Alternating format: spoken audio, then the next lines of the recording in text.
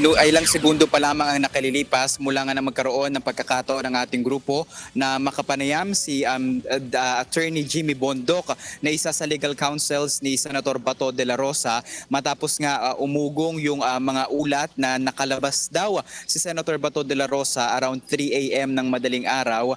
Pero dahil kailangan natin kumpirmahin yan, sinubukan natin itanong yan sa kanya, pero sa ngayon ay hindi niya pa raw sigurado or alam ang sagot dyan, kaya pumasok siya mismo dito sa loob ng Senado mismo, kung saan nananatili pa rin, Manong Ted, na mataas yung seguridad, no? Pero nakikita natin na tuloy-tuloy yung pagdating ng mga empleyado rito at tila mahigpit lang yung kailangang requirement para makapasok doon. No? Tayong mga non-Senate beat reporter, limitado dito lamang muna sa labas at abangan natin kung ano pa nga yung pwedeng mangyari anytime today. Okay, so hindi totally sarado ang Senado at maaari pa rin pumasok ang kanilang mga kawani at mga miyembro ng Senado, of course, ganon, no?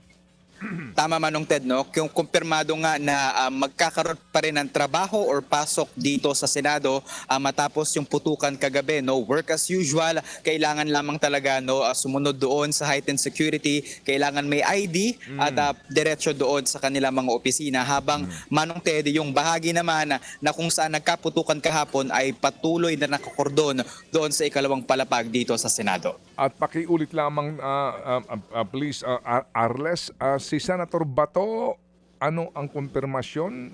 Nasa saan siya ngayon? Manong Ted, nakakuha tayo ng ilang information na around 3 a.m. daw nakalabas daw umano si Senator Bato de la Rosa mula rito sa Senado. Pero sinusubukan kasi natin yung kumpirmahin. Tinanong na natin sa kanyang panig mismo, and dumating din dito yung kanyang legal counsel na si Attorney Jimmy Bondoc, na ang tugon naman ito, Manong Ted, no, hindi niya pa raw sigurado, titignan niya pa raw, kaya papasok siya dito sa Senado para malaman ang sagot niya.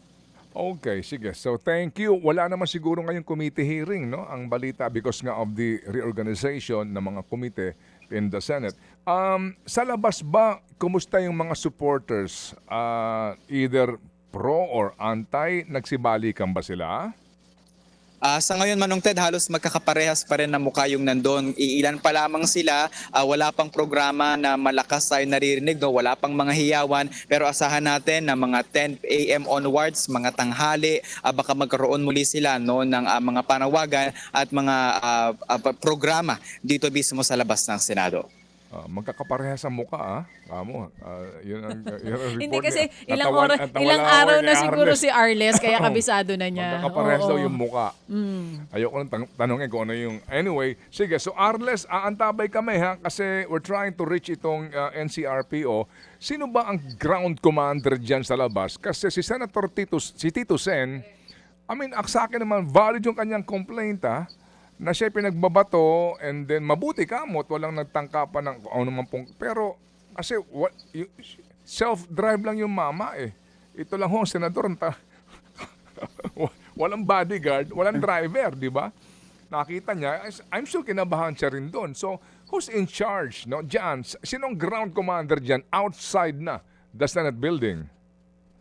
Hindi natin makumpirma, Manong Ted, kung sino yung mismong ground commander, no? Pero actually, kahit yung OSAA ng Senado lumabas kahapon para kumustahin at tignan sila. Then later on, si Senate President Alan Cayetano mismo lumabas din para sabihin sa mga pulis na gawin lamang yung kanilang trabaho, sundin yung chain of command para magampanan yung kanilang mga tungkulin. But surprisingly, nung uminit-init nga yung mga timing siguro, no, around 4-5 p.m. and 6 nang lumabas na si Tito Sen, ayun, nagbato ng mga tubig, kinalampag yung kanyang sasakyan at yung mga pulis, no, nandun naman sa paligid pero talagang makulit at nagpumilit na makalapit yung mga aralista. Okay, salamat na marami sa iyong report, Arles de los Santos.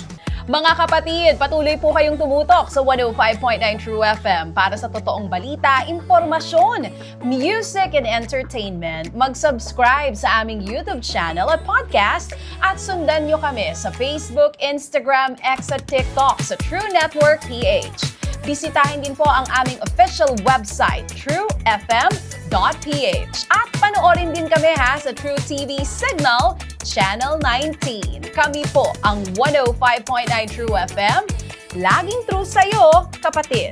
Tayo sa